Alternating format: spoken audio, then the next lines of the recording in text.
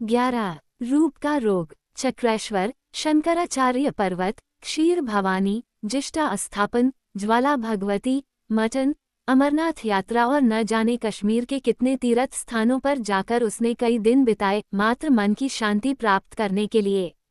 किंतु नहीं, इसे उसको शांति नहीं मिली। इसके विपरीत मन पहले की तरह भटकन के वीराने में भटकता रहा। वो इस उधेड़बुन में से कैसे निकले, अभी यह उसकी समझ में नहीं आता। वस्तुतः यह उसके प्रति अनन्य लगाव था बरसों का। इसी ने उसको मुट्ठी में बंधे रखा था। इसी ने उसको सब कुछ छोड़ने पर मजबूर किया। वो तो रहती थी उसके साथ साथ एक नवयौवना के निखार में, जैसे पूनम की चांदनी।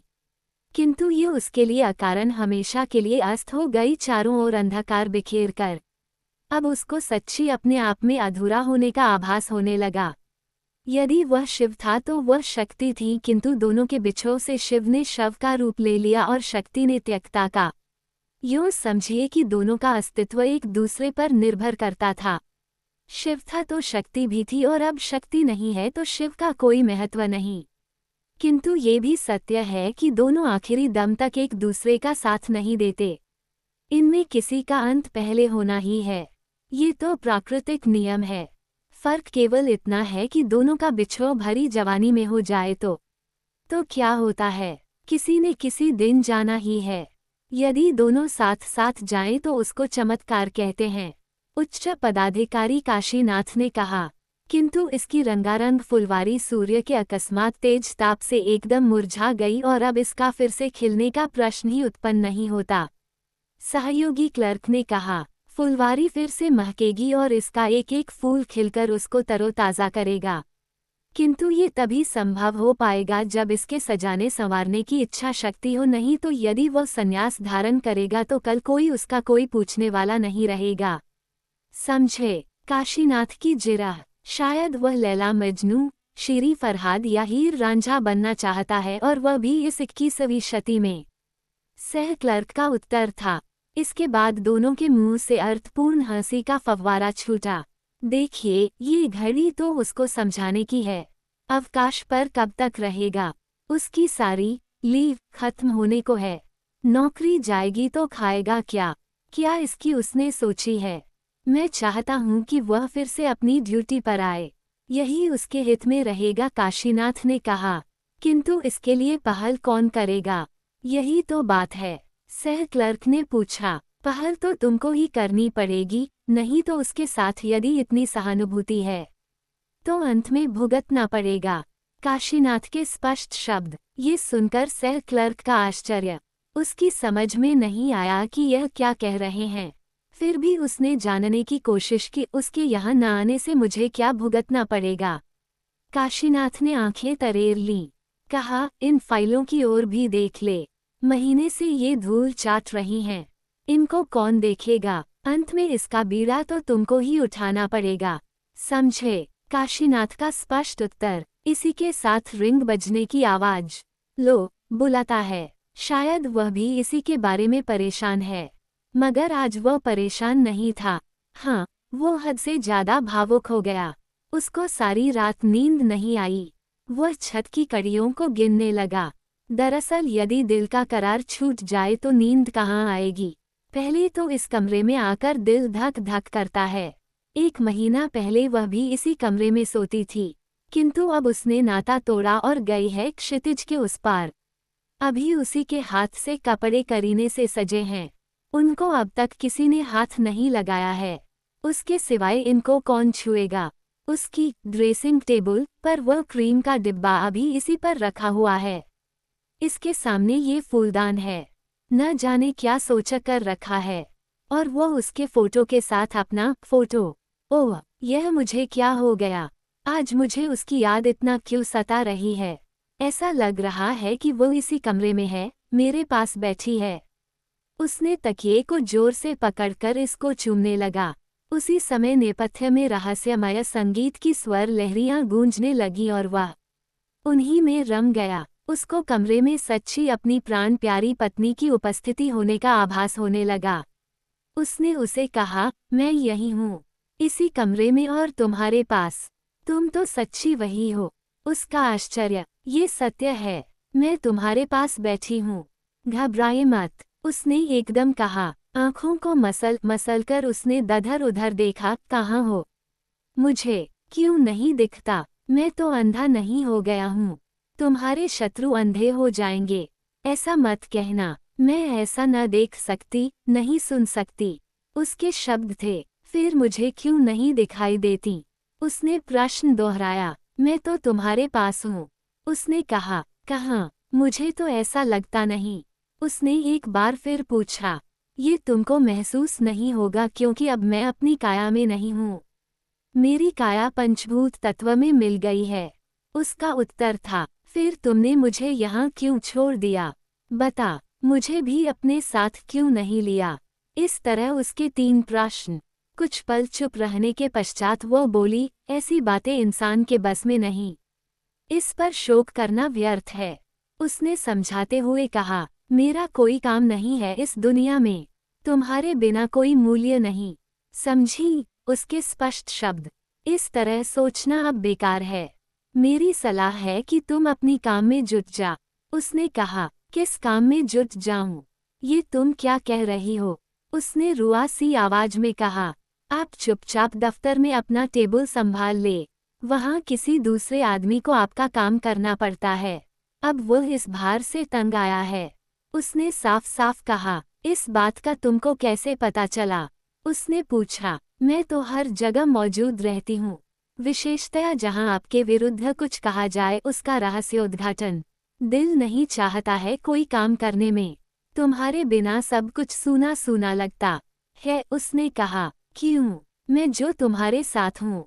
ऐसा मत कहिए। उसके प्यार भरे स्वर। मगर तुम कहाँ हो? मुझे दिखाई क्यों नहीं देता? उसने कहा। मैंने कहा ना, मेरा शरीर पंचभूत तत्व में विलीन हो गया है।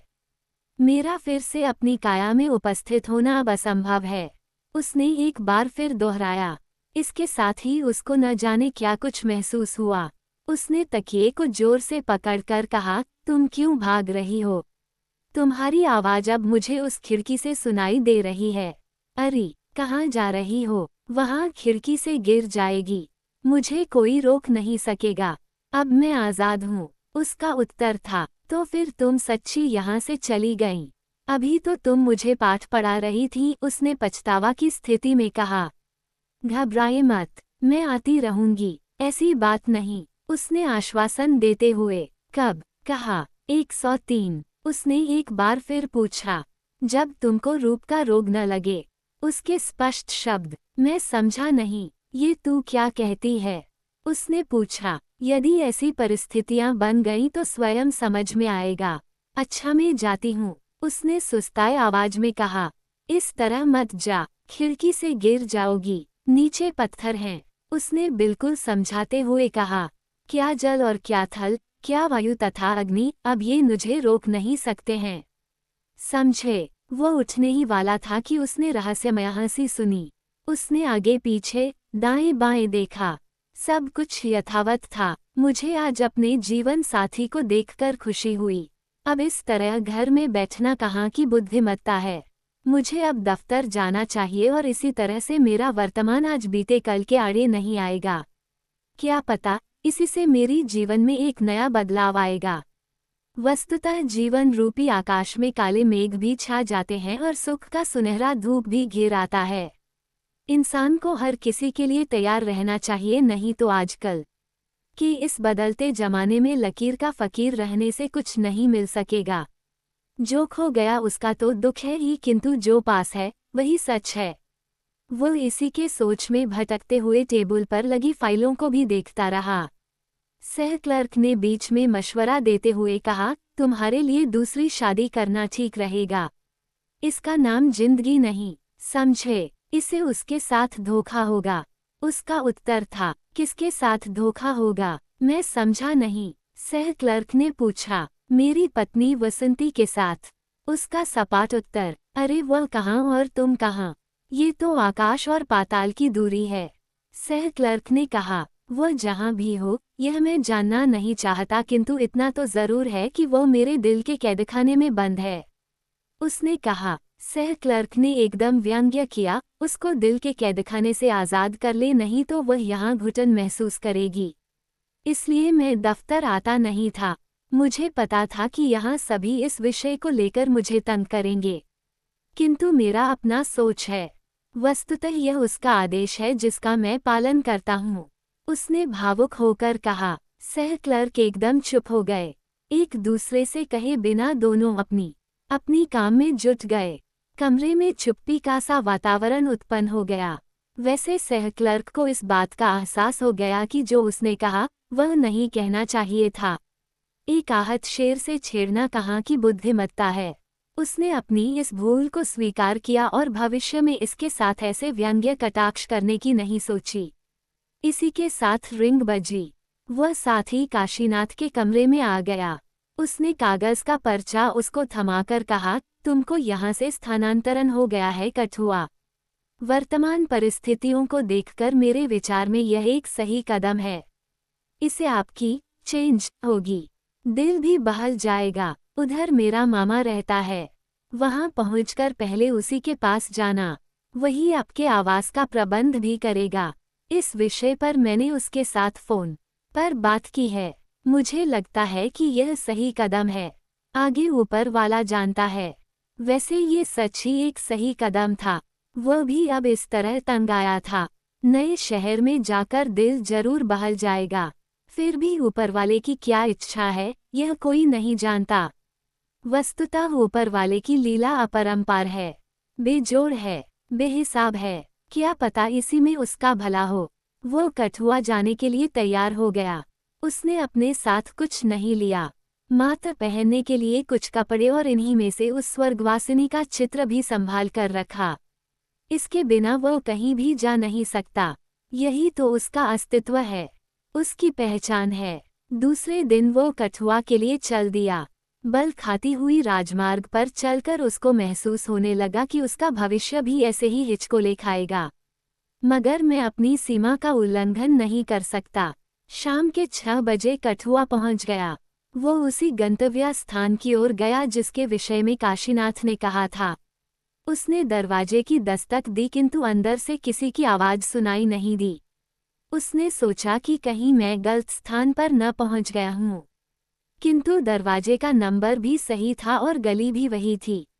उसने दरवाजे की फिर से दस्तक दी किंतु इस समय अंदर से किसी ने ताला खोला और घबराई हुई एक नवयौवना बाहर निकल गई। उसने उसको ध्यान से देखा और प्यार भरे शब्दों का मोती बिखेर कर कहा, तुम। उसके इस शब्द में अपनत्व का हाँ मैं। काशीनाथ ने मुझे यहाँ भेजा है। उसके मामा यहीं रहते हैं ना? उसने पूछा। हाँ, वो तो यहीं रहते हैं। इसके बाद हंसी की मुद्रा में मैंने सोचा कि वही आए हैं। ओह, क्या वह यहाँ नहीं है? अच्छा, राम राम। उसने अपने आप से कहा कि आज मैं बुरी तरह फंस गया हूँ। जो मैंने सोचा वही हो गया। तुम इस तरह वापस अंदर बैठक में विश्राम करते, वह भी आ रहे होंगे, नवयौवना ने सादर कहा। मेरी यह अटैची और कुछ सामान यहाँ कहाँ रखूंगा, बस इसी की चिंता है। इसके रखने के लिए भी जगह है। आइए। नवयौवना का अपनापन। उसने पूछा। पहले तो अंदर। ये सुनते ही उसने सामान उठाया, मगर नवयौवना ने उसको रोका। वह स्वयं सामान उठाकर अंदर ले गई किंतु अटैची को उसने उठाया क्योंकि इसमें उसका अमूल्य सरमाया था, वसंती का चित्र। नवयौवना ने सामान को कहाँ रखा इसकी उसको चिंता नहीं थी, मगर अटैची को उसने अपने पास रखा। उसने कमरे में विश्राम किया। पहले तो नवयौवना ने उसको पानी का गिलास पिलाया। इसे उसकी तन में स्फूर्ति महसूस होने लगी। कहा, क्षमा कीजिए, मैंने तुम्हारा नाम भी नहीं पूछा। उषा। ये कहकर उसका चेहरा लाल हो गया। इसके पश्चात उसने ऐसी खोला। कमरे में ठंडी हवाएं चलने लगीं। उसको कश्मीर की याद आने लगी। फिर भी उसने कहा, इसकी क्या जरूरत थी? इस गर्मी में घुटन होती है, इसलिए इसकी यहाँ जरूरत है। उषा ने कहा और इसके पश्चात वह अटैची उठाने लगी किंतु उसने ये कहकर रोका, नहीं, इसको मेरे पास ही रहने दें। मैं इसको सुरक्षित अपने कमरे में रखूंगी। आप मुझ पर विश्वास कीजिए। उषा का फिर अपनत्व। धन्यवाद। इसको इसी कमरे में रहने दें। उसने इसको छूने से मना किया। इसमें पैसे हैं क्या? उषा ने पूछा। कुछ ऐसा ही समझिए। इसके बाद उसने अपने आप से कहा कि पैसे क्या चीज़ हैं? इसमें सबसे मूल्यवान चीज़ है मेरे लिए और वह है वसंती का चित्र। यह अब उसकी आखिरी निशानी है जिसके सहारे में जीवित हूँ। तो फिर कहाँ रखूंगी इसको? उषा ने पूछा। बस किसी भी जगह रखिए, किंतु इसी कमरे में।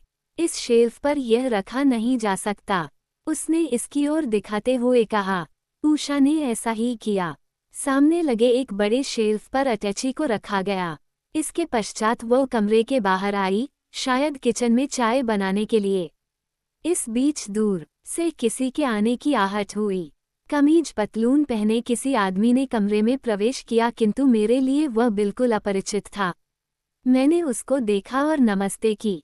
नमस्ते का जवाब नमस्ते से मिला। उस समय मुझे लगा कि वो मुझे बरसों से जानते हैं। उसने मुझे दोनों हाथों से थाम लिया कि जैसे मैं उसका कोई सगा था। इसके पश्चात प्यार से कहा, कब आए? बस 1 घंटा हुआ। मैं तो वापस जाने के मूड में हो गया क्योंकि आप यहाँ नहीं थे। मैंने कहा, क्यों? मैं उषा को कह के गया था कि यदि मेरी अनुपस्थिति में यहाँ कोई आए तो मेरे आने तक उसको यहीं रोकना। उसने कहा। इस बीच उषा चाय की ट्रे लेकर आई। चाय की पहली चुस्की में मुझे एक तरह की खुमारी सी महसूस होने लगी। एक तरह की ताजगी का अनुभव होने लगा। वैसे इस गर्मी में चाय नहीं पीते हैं, किंतु मैंने पी और इसके एक एक बूंद का आनंद लेने लगा। क्या सोच रहे हैं? इस घर को अपना घर मान लेना। यह मत सोच लेना कि मैं किसी पराए घर में हूँ। उसने कहा, ठीक है, किंतु मैं कब तक यहाँ रहूँगा? मेरे स्थायी आवास का जिम्मा काशीनाथ ने आप पर छोड़ा है। मैंने कहा। उसकी चिंता मत कर, इस घर में सब कुछ विश्वास पर होता है। इस उषा की शादी संपन्न करने के लिए लोगों में किसी दिन मेरा यही विश्वास काम आएगा, उसका दृढ़ संकल्प। ये सुनकर मेरे पांव के नीचे जमीन सरक गई। मैंने एकदम अटैची की ओर देखा। हाँ, यह उसी शेल्फ पर सुरक्षित थी। फिर भी मैंने उसको पूछ ही लिया, इसका विवाह कब तय है? इसी वर्ष तो नहीं है? नहीं, अभी किसी लड़के को देखा नहीं है। लड़का तो अच्छा मिले, बस यही परेशानी है। इसके हाथ अब पीले करने हैं। उसने कहा, हाँ, आपका कहना सही है। ये तो लड़की की जिंदगी का सवाल है। तिस पर भी दोनों की चाह। मैंने बात को काट कर कहा। वैसे तुम्हारी नज़र में कोई लड़का तो नहीं है? उसने पूछा। लड़की एक से बढ़कर एक हैं। आपको कैसा लड़का चाहिए? मैंने पूछा। सुशील और कमाओ, बस इसके सिवाय मुझे किसी चीज़ की ज़रूरत नहीं। समझे? उसके स्पष्ट शब्द। डॉक्टर या इंजीनियर तो नहीं चाहिए? मैंने पूछा। नहीं, मेरी लड़की इनके साथ एडजस्ट नहीं हो सकेगी, उसने साफ साफ कहा। इतने में उषा ने कमरे में प्रवेश किया। शायद पिताजी को संकेतों में कहने लगी कि खाना तैयार है। वो मुझे किचन के साथ कमरे में ले गया। वहाँ खाने का टेबल लगा था और इसकी एक कुर्सी पर मैं बैठ गया। वो मेरी सामने वाली कुर्सी पर बैठ गया। खाना आ गया। मुझे सच्ची भूख लगी थी।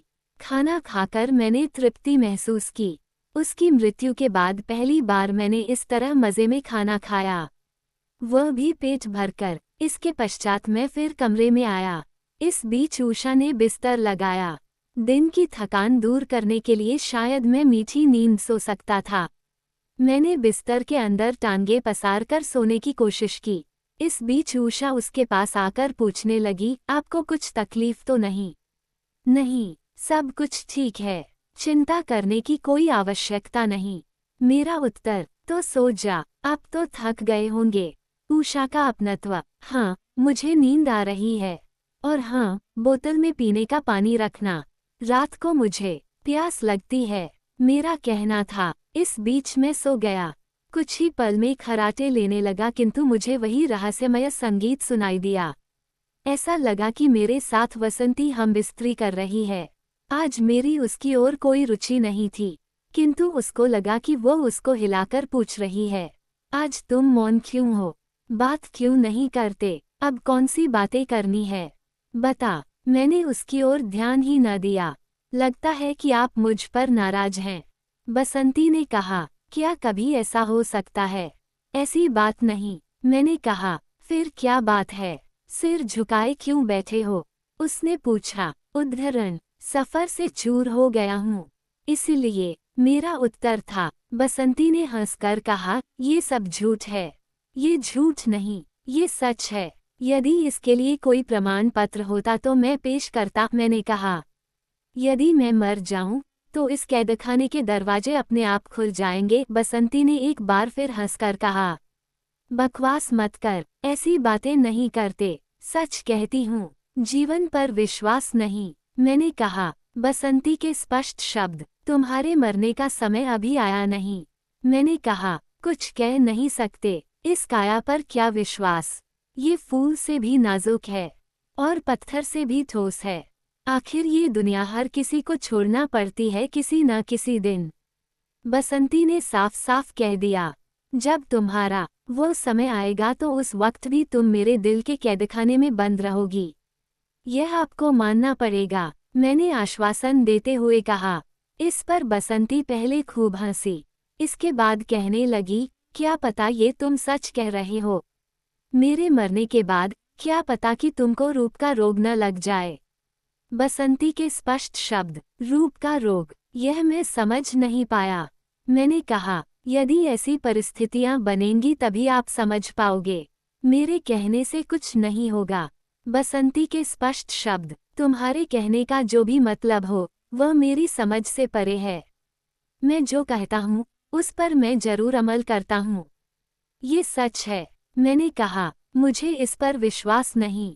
बसंती ने एकदम कहा, तो क्या मैं लिखित रूप में कहूँगा? मैंने कहा। इस बार गोरख धंधा जटिल हो गया। मैंने कागज के पर्चे पर कुछ लिखकर उसकी ओर थमा दिया। उसने कागज का पर्चा लेकर कहा, मैं इसको लेकर क्या करूँगी? वैसे आप इस छोटी सी बात पर तैश में क्यों आते हो? ये तो कौन सी बड़ी बात है? बसंती ने कहा, तुम्हारे लिए बड़ी बात नहीं है मगर मेरे लिए यह बात संजीदा है। समझी मेरा आक्रोश? नाराज हो गए? अच्छा, आगे मैं इस तरह का विषय नहीं छेड़ूंगी। बस। बसंती का आश्वासन, पहले मेरे तन बदन को आग लगाई, अब इसको बुझाना नहीं जानती। ओह, तुम्हारी इन बातों से मैं जल रहा हूँ। दिल धक धक करने लगा है। पानी पानी कहकर मेरी नींद एकदम टूट गई। इस तरह आप क्यों बड़बड़ा रहे हैं? स्वप्न तो नहीं देख रहे हैं? शायद आपको प्यास लगी है, मामा ने कहा। मैंने एक लंबी आह भरी। कहा, हाँ, इस समय मुझे बहुत प्यास लगी है। गला सूख रहा है। मेरा उत्तर था, उषा ने यहाँ पानी की बोतल रखी है, शायद उस शेल्फ पर है। मामा ने कहा। मैंने आंखें मसल मसल कर पूछा, किस शेल्फ पर है? ये जो सामने वाला शेल्फ है न, इस पर आपकी अटैची भी है। मामा ने कहा। मैं शेल्फ पर से पानी की बोतल उठाने गया, किंतु नहीं, ये यहाँ क्या हो गया है? यहाँ तो पानी ही पानी है। मेरी यह अटैची पानी से गीली हो गई है। पानी की बोतल कैसे गिर गई है यहाँ? यह क्या बात है? अटैची के अंदर कपड़े गीले हो गए हैं, कपड़ों के अंदर वो उसका चित्र। मैं तो शेल्फ से अटैची को एकदम उठाता हूँ और खोलकर इसमें से कपड़े निकालता हूँ, अस्त व्यस्त करता हूँ। मगर हाय, इसमें रखा उसका चित्र भी गीला हो गया है। एक चित्रकार होने के नाते पूरी लगन से उसकी शक्ल व सूरत उकेरी थी तथा उनमें रंग भर दिए थे। वही चित्र आज पानी से गीला होकर तहस नहस हो गया था। यहाँ अब उसकी शक्ल पहचानी नहीं जाती। परिश्रम और लगन से इसकी रचना की थी और कई सालों से सहेजकर अपने पास रखा था, उसकी एकमात्र निशानी के रूप में, और वही आज पानी की नज़र चढ़ गई। क्या यहाँ भी वह मर गई? यहाँ भी वह अस्तित्वहीन हो गई? क्या बात है, नुकसान तो नहीं हुआ है? मामा ने पूछा। अटैची के अंदर पानी आ गया है, यहाँ सब कुछ गीला हो गया है। मैंने पछतावा की स्थिति में कहा, कुछ नुकसान तो नहीं हुआ है। ये आजकल की लड़कियां कितनी लापरवाह हो गई हैं, ढंग से काम नहीं करती। मामा ने कहा। मैं कुछ नहीं कहता हूँ, सिर्फ अटैची में से सारा सामान निकालकर छांटता हूँ। सब पानी में भीग गया है। अपने आप से फिर बड़बड़ा कर कहता हूँ, सब भीग गया है। इसमें क्या था? पैसे, दफ्तरी कागजात आदि? मामा ने पूछा। यदि ऐसा होता तो मैं इतना न पछताता। मेरे स्पष्ट शब्द, तो फिर क्या था इसमें? मेरी समझ में क्यों नहीं आती? मामा का आश्चर्य, ये तो कहने वाली बात नहीं।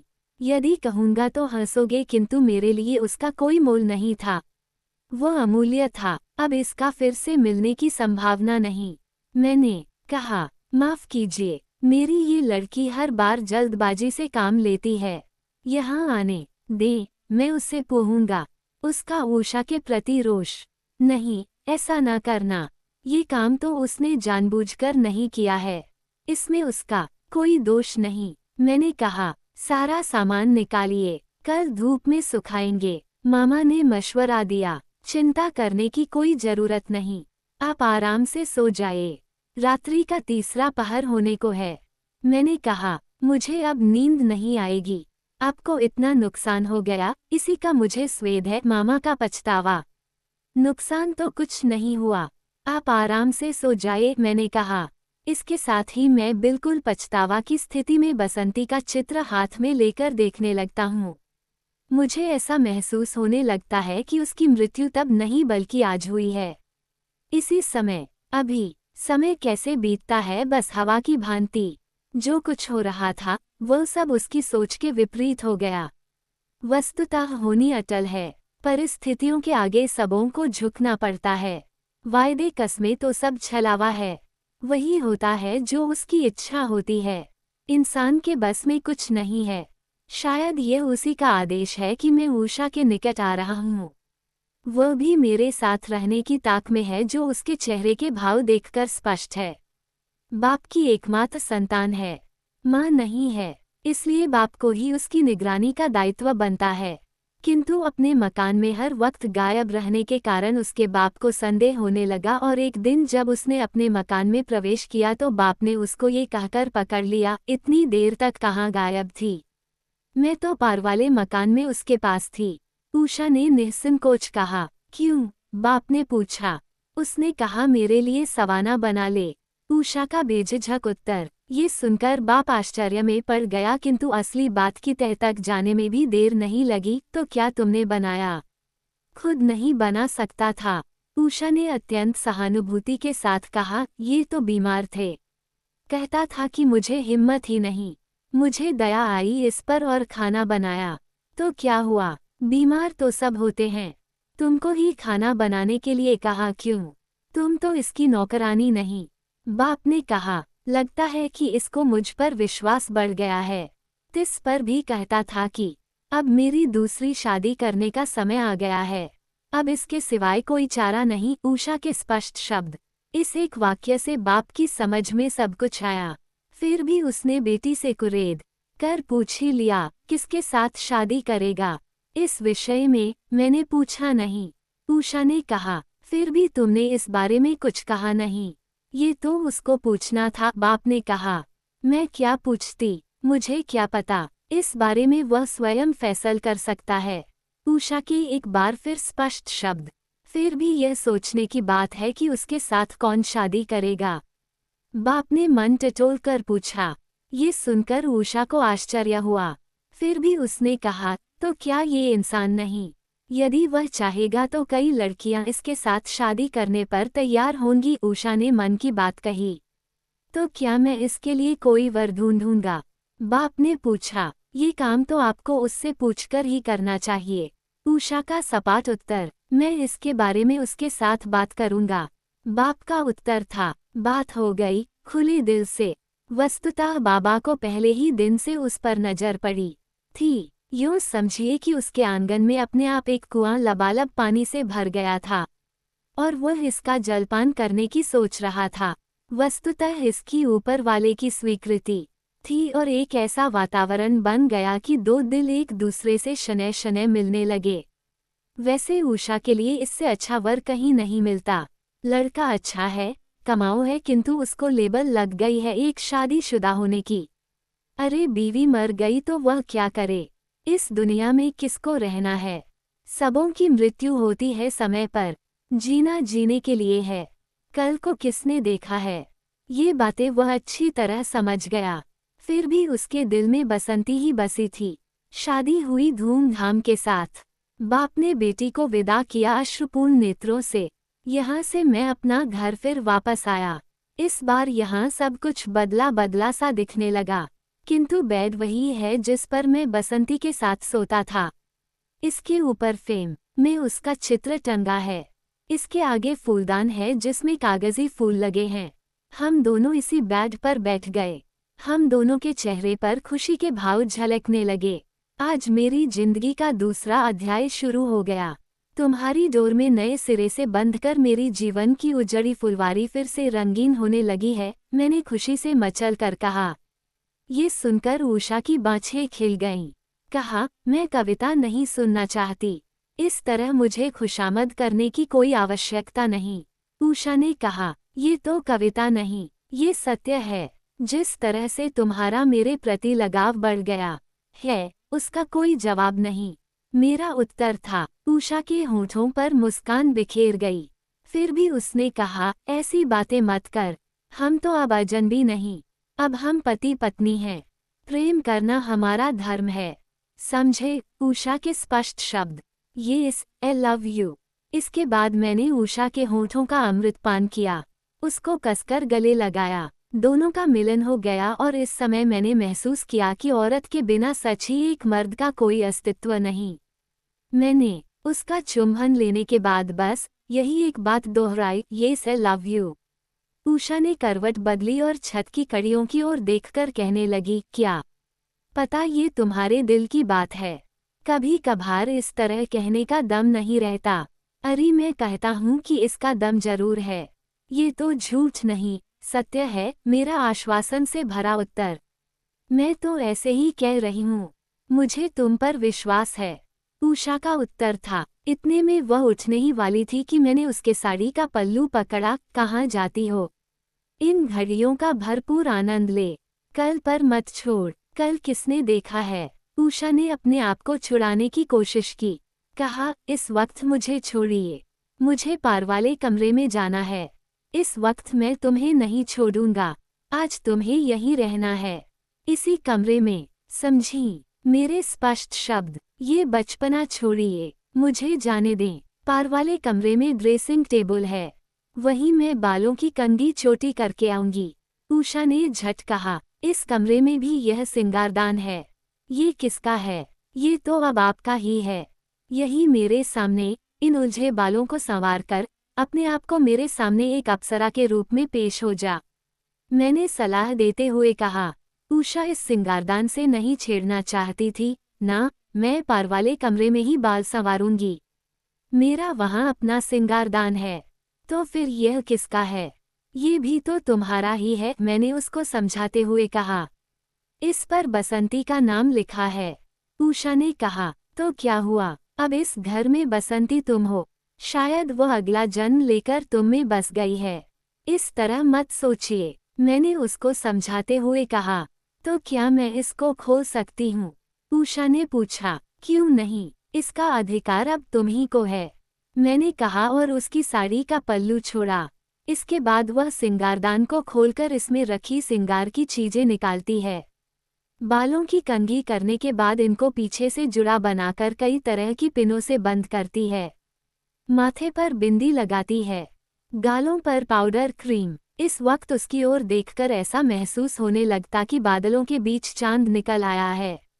उसका रूप पूरी तरह निखर आया है और कविता कामिनी भी इसको देखकर शर्माने लगती है। ओह, ये रूप, ये जलवा! उसको देखकर मैंने पहले गले लगाया और फिर चूमा।